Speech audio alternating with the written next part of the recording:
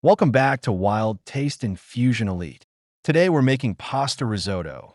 The creamy, luxurious texture of risotto, but faster, easier, and perfect for weeknights.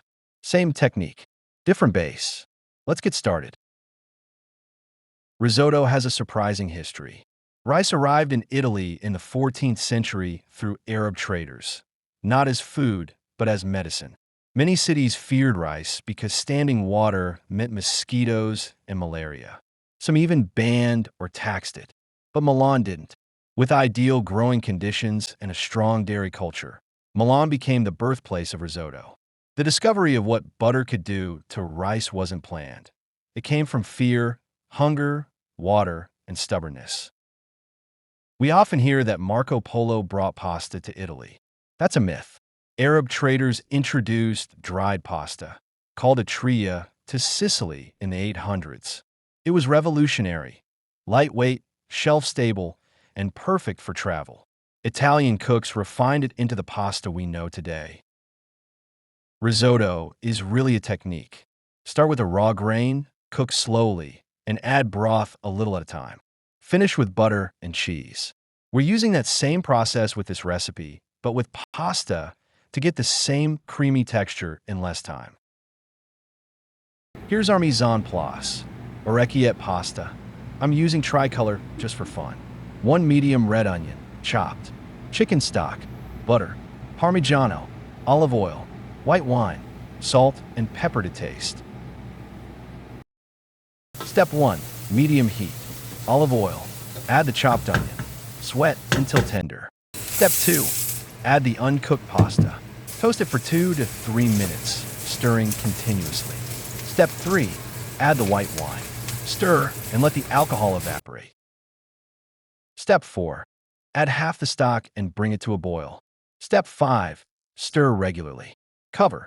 Let the pasta absorb the stock. Step 6. Add more stock as needed, half to 1 full cup at a time. The slow addition and absorption of the stock is the key step for a creamy risotto. Step 7. When the pasta is al dente, remove from heat and add butter and parmigiano. Step 8. Stir well and serve immediately. A few chef's tips for this recipe. Cook slowly. Let the pasta absorb the broth before adding more. Add stock a little at a time. This releases starch and builds creaminess. Stir consistently, not constantly, just enough to keep the starch moving. Pasta risotto. So easy, so fast. Try it tonight. Make it fun, make it your way, and most of all, make it special for your family. Choose the additions your family likes most. Choose the pasta style you want. Make it fun, easy, and fast. This is your foundation. Make it your own.